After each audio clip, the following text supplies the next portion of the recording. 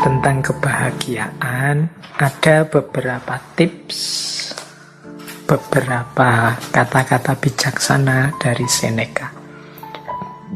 Yang pertama, kata Seneca begini: orang itu menjadi sengsara karena ia berpikir dirinya begitu.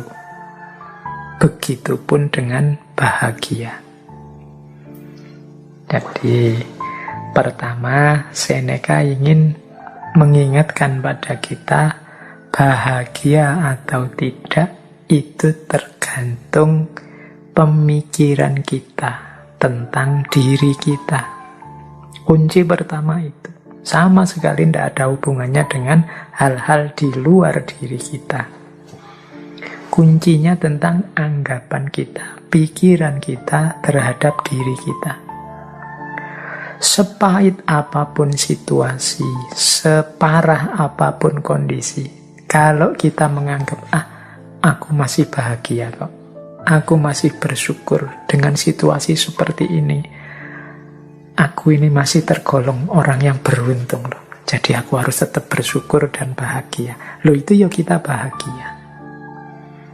Meskipun situasinya sebenarnya tidak terlalu sedih, tidak terlalu mengenaskan, meskipun hanya kesulitan kecil saja dalam hidup, tapi kalau kita merasa, wah, hidupku ini malang sekali, hidupku ini menyedihkan sekali, salahku apa kok Allah mengujiku seperti ini, ya jadilah kita orang yang tidak bahagia.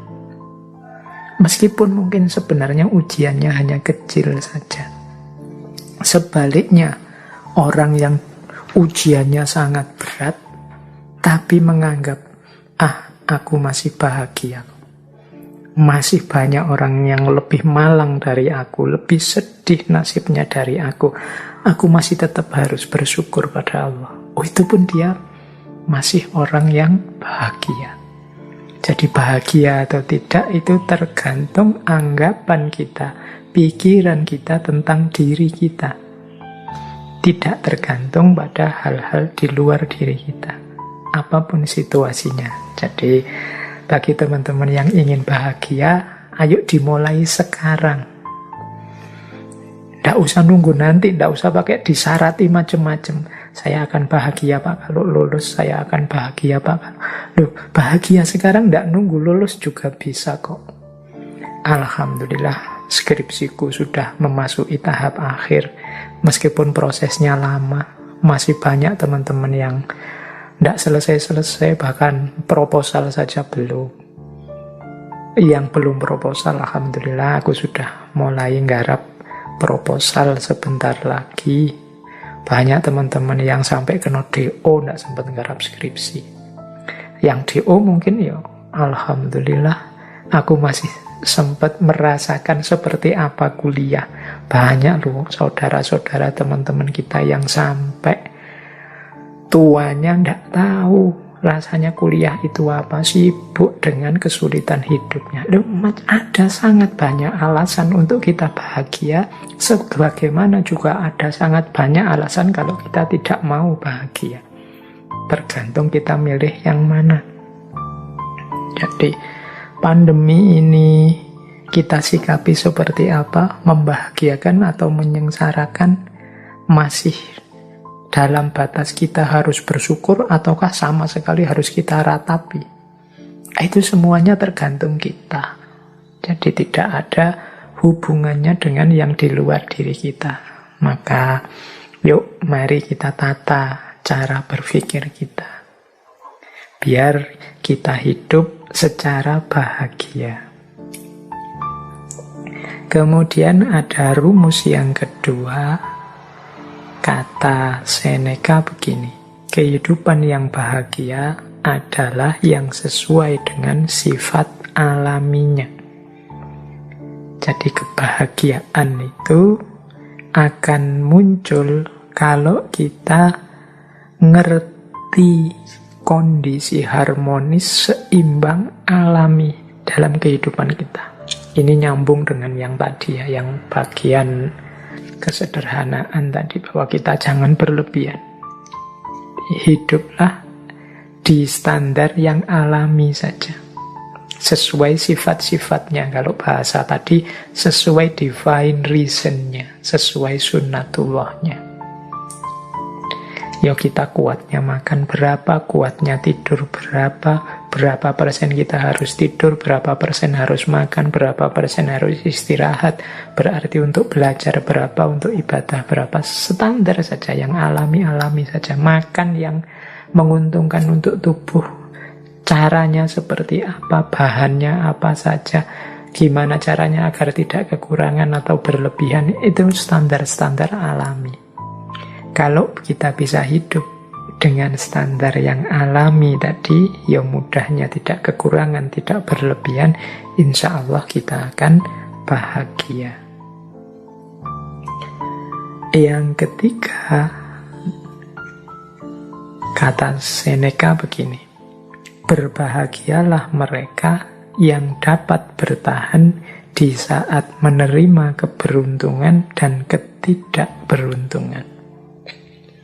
Jadi mental ketiga yang melahirkan kebahagiaan adalah penerimaan. Di antara sumber ketidakbahagiaan kita adalah kita tidak terima dengan situasi yang padahal sudah nyata kita hadapi. Kita tidak mau ngaku, kita tidak mau menerima bahwa oh iya sekarang memang situasinya seperti ini. Oh iya sekarang memang kondisinya begini. Mari kita terima dulu kenyataan hidup. Kalau orang Jawa menyebut kasunyatan.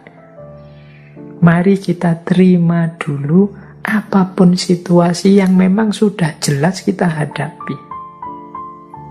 Ini akan membuat kita bahagia. Bahwa untuk selanjutnya, wah saya harus mengubahnya jadi lebih baik, saya harus memperjuangkannya agar lebih berkualitas, monggo. Tapi pertama-tama, mari kita terima dulu apapun situasinya. Jadi, kalau bahasa psikologisnya, jangan denial, jangan menyangkal. Kalau memang faktanya sudah terjadi, bukti nyatanya sudah kelihatan, yuk kita terima. Biar tidak gelisah jiwa kita, tidak bingung. Jadi, apakah itu jenisnya keberuntungan atau ketidakberuntungan? Ini lebih kondusif untuk kebahagiaan hidup kita.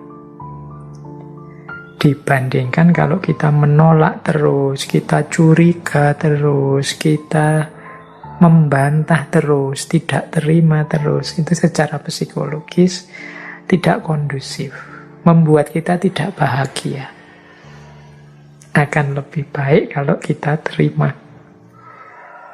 Pak, kalau kita dibohongi, akhirnya gimana Pak? Ya enggak apa-apa, kita akui saja bahwa kita memang dibohongi. Besok semoga saya enggak dibohongi lagi, berarti saya harus belajar. Itu lebih membahagiakan. Daripada sejak awal kita curiga, terus curiga itu pasti enggak bahagia. Suudzon itu pasti tidak membahagiakan. Kemudian hasilnya memang dibohongi, terus marah-marah. Ini juga tidak membahagiakan. Diakui saja fakta, berarti aku ini kurang pinter, aku ini kurang jeli, aku ini ternyata yang aku anggap aku ini pinter, ternyata aku masih bisa dibohongi, berarti aku ini memang manusia yang lemah. Sejak saat ini aku akan belajar biar tidak dibohongi. Itu mungkin lebih kondusif untuk hidup kita dibandingkan kita menyangkal terus, denial terus terhadap fakta yang memang sudah nyata kita hadapi. Lebih menenteramkan. Ini untuk level individu ya, level psikologi kita masing-masing. Mungkin kalau nanti urusannya beda, mungkin level sosial atau politik atau ekonomi logikanya mungkin berbeda, tapi untuk kenyamanan kebahagiaan hidup kita, penting bagi kita untuk mengakui dan menerima situasi yang kita hadapi, baik bentuknya keberuntungan maupun ketidakberuntungan. Nah, yang keempat, ini ada rumus dari Seneca begini. keberuntungan itu adalah apa yang terjadi saat persiapan bertemu kesempatan. Ini rumusnya unik ya. Kita dulu sering mendengarkan kalimat kejahatan itu terjadi kalau ada niat dan ada kesempatan. Ini kata Seneca bukan tentang kejahatan, tapi tentang keberuntungan hidup. Keberuntungan hidup itu akan terjadi kalau persiapan bertemu kesempatan. Jadi kalau kita ingin hidupnya beruntung dan bahagia, berarti apa? Ayo kita mempersiapkan diri. Sehingga ketika kesempatan datang, kita bisa memanfaatkannya untuk kepentingan kita. Itulah namanya beruntung. Untuk hal apa saja yang kita inginkan jadi target-target kita, kalau tadi di depan ada tujuan hidup kita, mari kita siap-siap. Jangan sampai kesempatannya datang, kita belum siap. Atau sebaliknya juga, persiapan kita sudah matang, kesempatannya tidak datang. Hanya saja, kalau kesempatan kan kita tidak menguasai sendiri. Kesempatan itu kadang datang dari luar diri kita. Tapi kalau persiapan, itu kita sepenuhnya yang melakukan. Jadi mari siap-siap. Sampean ingin apa? Misalnya, saya nanti ingin jadi orang yang di masyarakat itu dihargai, kemudian mungkin disuruh ceramah, disuruh sambutan, bisa kalau tiba-tiba disuruh memberi tausiah, wah itu besok bayanganku begitu aku. Nah berarti harus sejak sekarang latihan ngomong, latihan pidato, latihan ceramah, itu persiapan. Siapa tahu tiba-tiba ketemu momen, monggo mas memberi sambutan, memberi tausiah, ini Pak Yainya ndak datang, lu kita sudah siap. Itu kan keberuntungan. Begitu tampil, wah ternyata luar biasa, besok diundang bicara lagi. Itu namanya keberuntungan. Ketika persiapan ketemu kesempatan. Tapi kalau kita tidak siap sama sekali dan memang tidak menyiapkan diri, ya kesempatannya datang, dia akan lewat sia-sia. Monggo mas tausiah. Aduh mohon maaf saya tidak mampu, saya tidak pernah, saya tidak bisa. Ya sudah, kesempatannya lewat. Itu contoh sederhana. Dalam hal apapun juga begitu. Ketika teman-teman ingin meraih sesuatu, persiapkanlah diri sebaik-baiknya sehingga ketika sesuatu itu hadir, kita sudah siap menyambutnya. Itulah kuncinya hidup bahagia. Jadi beruntunglah kita yang ketika kesempatan datang kita sudah siap. Ini diantara rumusnya kebahagiaan. Berarti sehubungan dengan target-target hidup kita, keinginan-keinginan kita harus mempersiapkan diri untuk menghadapinya, mengelolanya begitu kesempatannya datang. Karena keberuntungan itu terjadi ketika persiapan bertemu kesempatan. Jadi ada 4 rumusnya kebahagiaan. Kalau versinya Seneca, yang pertama, pikiran kita tentang diri kita jadi kunci bagi kebahagiaan kita. Yang kedua, hidup yang alamiah, tidak berlebihan, tidak kekurangan, sesuai sunnatullahnya akan lebih membahagiakan. Yang ketiga, kekuatan kita untuk menerima, kemampuan kita untuk menerima apapun situasi, baik beruntung atau tidak beruntung, adalah sumber kebahagiaan.